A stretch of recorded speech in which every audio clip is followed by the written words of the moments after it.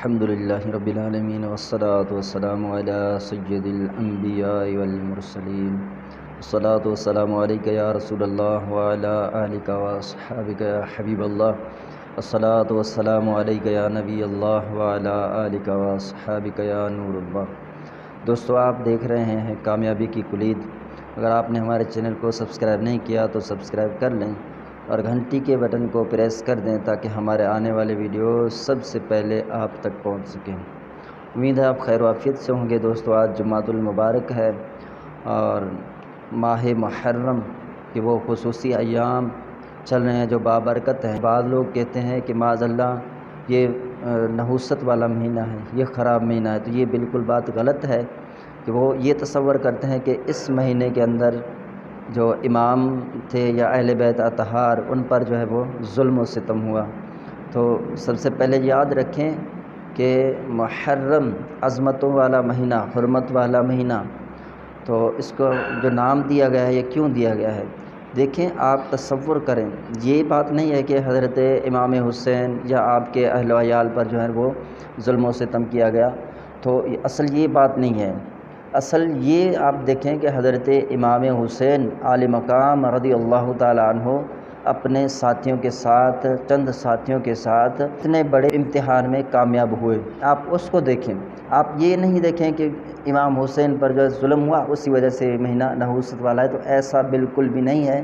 آپ اس طرف سوچیں کہ حضرت امام حسین عالی مقام رضی اللہ تعالیٰ عنہ اپنے اس امتحان میں رب تعالی بارگاہ عز و جل میں مقبول ہو گئے، اور جو امتحان تھا اللہ تعالیٰ کی طرف سے اس میں بہت اچھے انداز سے وہ امتحان میں پاس ہو گئے۔ تو اس لیے اس مہینے کو عظمت والا مہینہ، حرمت والا مہینہ کہا گیا ہے۔ اور صرف یہی نہیں، اگر آپ بخاری شریف اٹھا کر دیکھیں، سیاہ ستہ کی کتابوں کے اندر آپ کو ملے گا کہ اس مہینے کی جو برکتیں ہیں، یہ ماہ محرم میں جو پہلا عشرہ ہے اور اس میں جو یوم عاشورہ ہے، اس کی برکتیں آپ دیکھ لیں کتابوں کے اندر، آپ کو واضح طور پر ملیں گے کہ اس مہینے کے جو حرمت ہونا ہے، حرمت والا ہونا ہے، وہ صرف اس مہینے میں ہی نہیں، حضرت امام حسین عالی مقام کے شہادت ہونے کی وجہ سے نہیں، بلکہ آپ جائیں پچھلے زمانے میں، جب بھی حضرت موسیٰ علیہ السلام کے زمانے میں بھی دیکھیں کہ ان کو فتح یابی ہوئی اسی عشرہ مبارکہ میں، آج یوم عاشورہ کے دن، اور اسی طرح حضرت سلیمان علیہ السلام کے واقعات پڑھیں، ان میں بھی دیکھیں حضرت سلیمان علیہ السلام کے بارے میں آتا ہے۔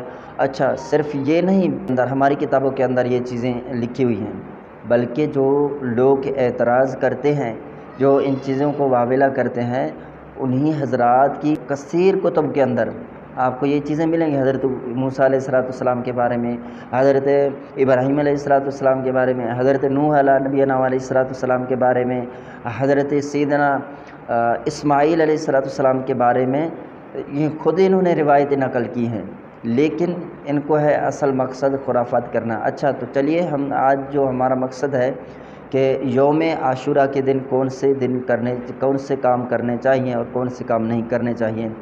تو یاد رکھیے، اس عاشورہ کے دن یہ نہیں ہے کہ آپ بس خراب کپڑے جسم پر ہیں تو ان کو رہنے دیں، نہانا نہیں ہے، غسل نہیں کرنا ہے، یہ چیزیں نہیں ہیں، بلکہ آپ نے صفائی کرنا ہے، پاکائی رکھنی ہے اپنے ساتھ، کہ پاکائی اور صفائی نصف ایمان ہے۔ تو اس چیز خاص خیال رکھنا ہے۔ بعض لوگ یہ کرتے ہیں کہ یوم عاشورہ کے دن نہ نہاتے ہیں، نہ غسل کرتے ہیں، اگر ناخن بڑے ہو گئے تو ان کو نہیں کاٹتے، مونچھیں بڑے ہو گئے تو ان کو نہیں کاٹتے، کھانے پینے کی چیزوں میں وہ ہر وقت گھسے رہتے ہیں، تو اس طرح کی چیزوں سے بچنا ہے۔ اچھا، اگر کسی کا شادی بیاہ ہو رہا ہے یا کوئی تقریبات ہے جس میں شرعی طور پہ کوئی قباحت نہیں ہے، تو وہ ساری چیزیں یوم عاشورہ کے دن بھی جائز ہیں، لیکن عقل سلیم رکھنے والے اشخاص کے لیے یہ مناسب نہیں کہ ان تاریخوں میں جو وہ اپنا شادی بیاہ کا معاملہ بنا لے۔ اگر کوئی کرتا ہے تو شرعاً اس پر کوئی گرفت نہیں ہے۔ ہاں، ہمارے امام عالی مقام رضی اللہ تعالیٰ عنہ کے اوپر ان دنوں میں جو ہے وہ اتنا بڑا مشکل وقت تھا اور امتحان تھا ایک طرف سے، اس میں کامیاب ہوئے، ضرور پریشان تو ہوئے ہوں گے، آپ کتابوں کے اندر پڑھتے ہیں، علماء کرام سے بھی سنتے ہیں کہ کتنی مشکلیں ان کو درپیش آئیں۔ تو یہ بہت بڑا واقعہ ہے، بہت بڑا ثانیہ ہے، اس کو یاد رکھا جاتا ہے۔ تو اپنے دل کے اندر مسلمان ہونے کی حیثیت سے جو ہے اپنے دل میں کچھ احساس ہونا چاہیے. اگر کوئی کرتا ہے اس طرح کے معاملات تو ان پر کوئی بھی یہ حکم نہیں لگے گا. اچھا، بعض لوگ کہتے ہیں کہ یوم عاشورہ کی رات وہ جو ہے نا بیوی کے قریب بھی نہیں جانا، بیوی سے صحبت نہیں کرنا، یہ ناجائز و حرام ہے. بھائی کہاں لکھا ہے، کس قاعدے کے تحت لکھا ہے؟ اگر کوئی بیوی سے صحبت کر لیتا ہے تو اللہ تعالیٰ نے اسے حلال فرمایا، اللہ تعالیٰ کے رسول نے اس کو حلال فرمایا، قرآن نے اس کو حلال فرمایا، حدیثوں نے اس کو حلال فرمایا، فقہائے کرام نے جائز قرار دیا. آپ کیسے ہوتے ہیں منع کرنے والے، حرام کا حکم دینے والے؟ تو ایسا کچھ بھی نہیں ہے. اگر اس طرح کے معاملات ہو جائے تو یہ بالکل بھی جائز ہیں، شرعی طور پہ اس پہ کوئی قباحت نہیں ہے. اچھا، یہ بھی نہیں ہے کہ آپ بس اس دن کاروبار بھی ترک کر دیں، ساری چیزیں چھوڑ دیں. ہاں، میرا مشورہ ہے کہ یہ جو 3 دن ہیں، یہ 8، 9، 10، تو اس میں آپ خصوصی اہتمام کریں، مدنی قافلوں میں سفر کریں، جہاں دینی اجتماعی طور پہ دینی کام سکھائے جاتے ہیں، شرعی مسائل سیکھے جاتے ہیں، بیانات ہوتے ہیں، آپ وہاں شرکت کریں. اگر بیانات نہیں ہوتے آپ کے علاقے کی مسجد میں، اگر قرآن خوانی ہو رہی ہے تو قرآن خوانی میں شرکت کریں. اگر نظر و نیاز کرتے ہیں تو شرعی طور پہ اس پہ قباحت نہ ہو. اب آپ نظر و نیاز کر رہے ہیں، ٹھیک ہے بھئی، آپ نے سبیل لگا لیا، آپ روڈ بلا گئے، تو یہ کون سا ثواب ہے بھئی؟ آپ ایک مستحب چیز کے لیے، مباح چیز کے لیے روڈوں کو بلاک کرتے ہیں تو یہ بھی جائز نہیں ہے، درست نہیں ہے. اگر آپ اس طرح محفل کا انعقاد کرتے ہیں، جب بھی درست ہے، جائز ہے، مگر یہ خیال رکھیں کہ روڈ بلاک نہیں ہونے چاہیے. یعنی اس طرح کی جو چیزیں ہیں خرافات سے بالکل پاک ہو تو پھر ہی جا کر وہ ثواب کی امید ہے، ورنہ تو آپ ثواب کی امید سے بہت سارے ایسے کام کر رہے ہیں جو شرعی طور پہ ناجائز ہیں. اچھا، اگر امام حسین عالی مقام رضی اللہ تعالیٰ عنہ یزید کے مقابلے میں نہ آتے تو آپ دیکھیں حافظ ابن کثیر رحمۃ اللہ تعالیٰ علیہ البدایہ والنہایہ کے اندر لکھتے ہیں کہ یزید اس طرح کے قیاس کرتا تھا کہ محرمات کے ساتھ بھی نکاح کو جائز قرار دیتا تھا، شراب پینے کو جائز قرار دیتا، سود کو، جوا کو، طرح طرح کی چیزیں جو ہے نا وہ جائز قرار دیتا تھا.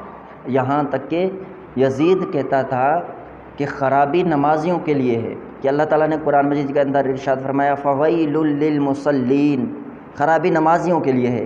اگر کوئی شراب پیے تو اس پر خرابی نہیں ہے. یہ یزید کا موقف تھا اور اس کا یہ قیاس تھا، یہ جواز تھا. تو یہ خبیث اس طرح کی چیزیں ہمارے اوپر نافذ کرنا چاہ رہا تھا، لیکن قربان جائیں امام حسین عالی مقام رضی اللہ تعالیٰ عنہ کی ذات بابرکات پر کہ انہوں نے آ کر یزید کے مقابلے میں مقابلہ کیا اور سامنے ڈٹ کے ایسا مقابلہ کیا کہ تاریخ گواہ ہے کہ حضرت امام حسین نے جو کام کیا دین کا ایسا کام کسی نے نہیں کیا. آپ نے قرآن کو بچایا، قرآن کے اندر جو تحریفات یزید کرنے والا تھا یا کر چکا تھا ان سب کو بھی آپ نے بچایا. یہی وجہ تھی آپ نے بیعت یزید کی قبول نہیں کی. اگر بیعت قبول کرتا تو یقینی سی بات ہے یزید تو یہ چاہ رہا تھا کہ یہ بیعت کر لیں، میں ان کو سونے سے، جواہرات سے پر کر دوں گا، مالا مال کر دوں گا. لیکن امام حسین عالی مقام بخوبی جانتے تھے کہ واقعی طور پر اگر میں اس فاسق کے معلن کی، اس خبیث کی بیعت کر لیتا ہوں تو امت محمد صلی اللہ علیہ وسلم کی نظریں میری طرف ہیں. اگر میں اس کی بیعت کر لیتا ہوں تو سب لوگ اس کی بیعت کر لیں گے، لہذا بروز محشر مجھ سے سوال کیا جائے گا کہ آپ نے اس فاسق کی بیعت کیوں کی تھی. اس لیے امام حسین عالی مقام رضی اللہ تعالیٰ عنہ نے اس فاسق کی بیعت نہیں کی بلکہ شہادت کو پسند کیا. اپنے اہل عیال پر جو ظلم و ستم، جو پریشانیاں اور مشکلات ہیں ان کو برداشت کیا، لیکن اس ظالم کا بیعت ہونا کبھی بھی آپ نے اپنے لیے انصاف نہ سمجھا، نہ ہی امت مسلمہ کے لیے. اللہ تعالیٰ کی ذات ہمیں عمل خیر کرنے کی توفیق عطا فرمائے.